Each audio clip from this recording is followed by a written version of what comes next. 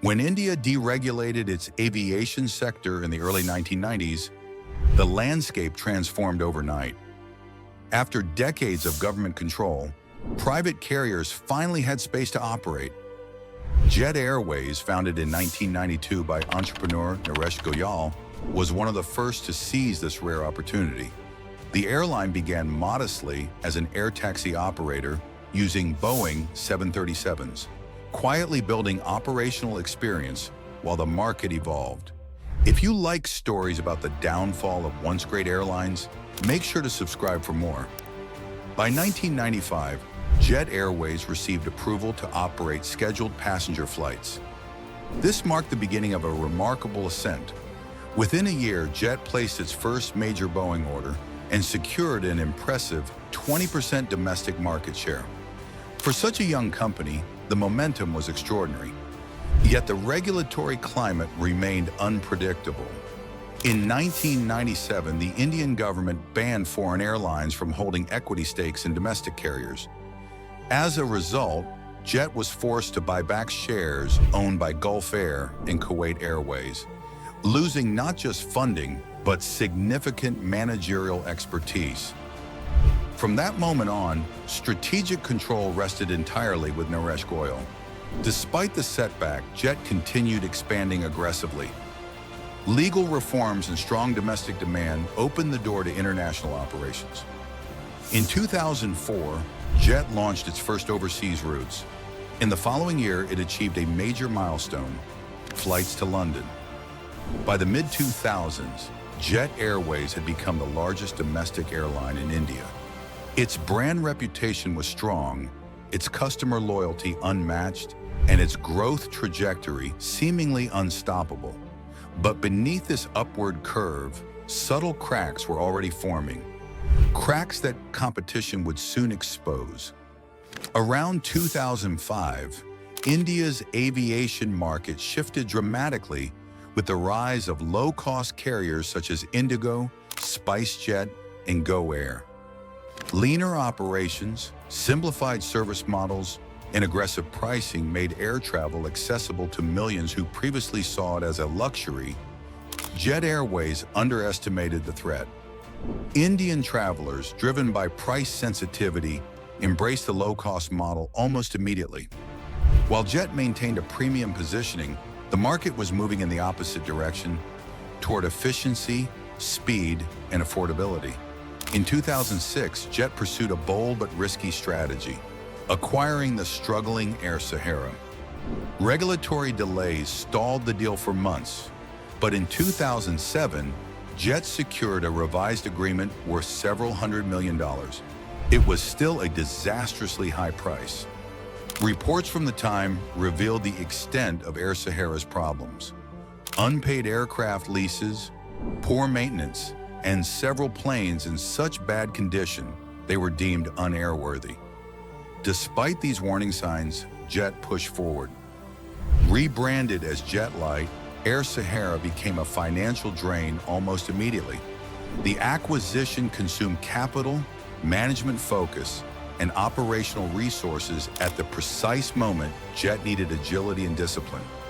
As Jet struggled to integrate Air Sahara, it turned to another risky partnership, this time with Kingfisher Airlines, a full-service competitor facing its own financial instability.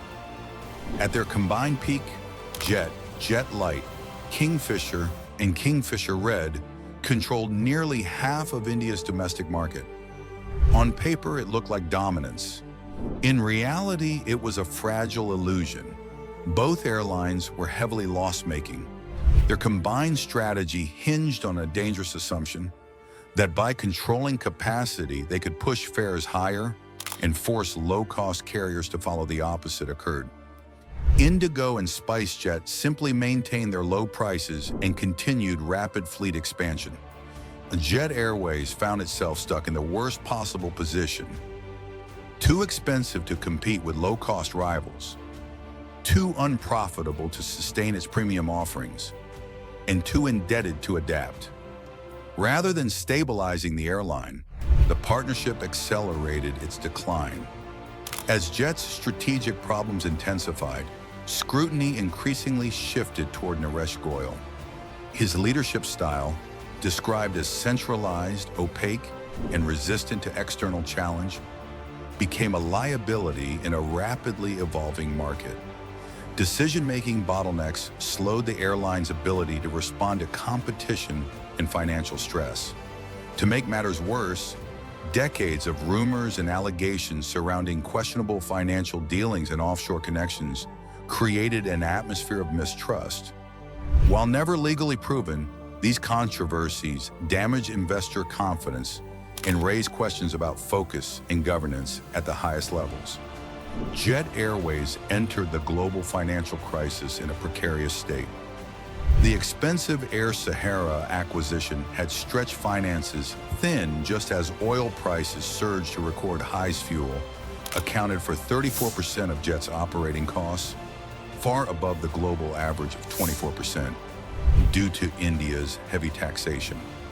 The spike in crude prices devastated the airline's cost structure. Passenger demand dropped, but costs continued to rise. Jet's already high debt became harder to service.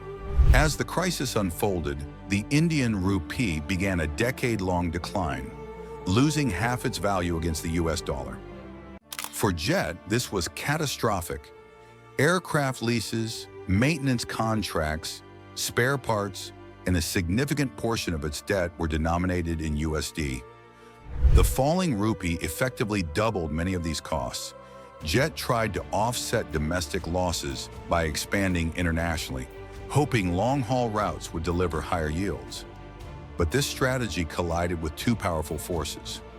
One, Middle Eastern carriers with superior service, larger networks, and deep financial backing. Two, Air India, which frequently underpriced Jet, even on premium routes, despite operating at a loss. The international strategy, intended as a lifeline, only deepened Jet's financial hole. Desperate to reclaim market share, Jet launched its own low-cost brands, Jet Light and Jet Connect. But because both operated with the same high-cost structure as the main airline, they were low-cost in name only. Instead of competing with Indigo, they cannibalized Jet's own revenue and created brand confusion. In 2013, Etihad Airways invested in Jet, offering fresh capital and strategic partnership. The move bought time, but not enough. Etihad's support failed to resolve the underlying issues: soaring debt, inefficiency, poor leadership alignment, and an unprofitable route network. Jet Airways was out of runway. By early 2019, Jet Airways was operating on borrowed time. Cash reserves had evaporated, creditors demanded immediate repayment, lessors began grounding and repossessing aircraft, employees went months without pay. Pilots, engineers, and cabin crew held public demonstrations asking for clarity and overdue salaries. The airline's carefully crafted premium image crumbled. With aircraft grounded, routes canceled, and no financing secured, the inevitable happened. On April 17, 2019, Jet Airways suspended all operations.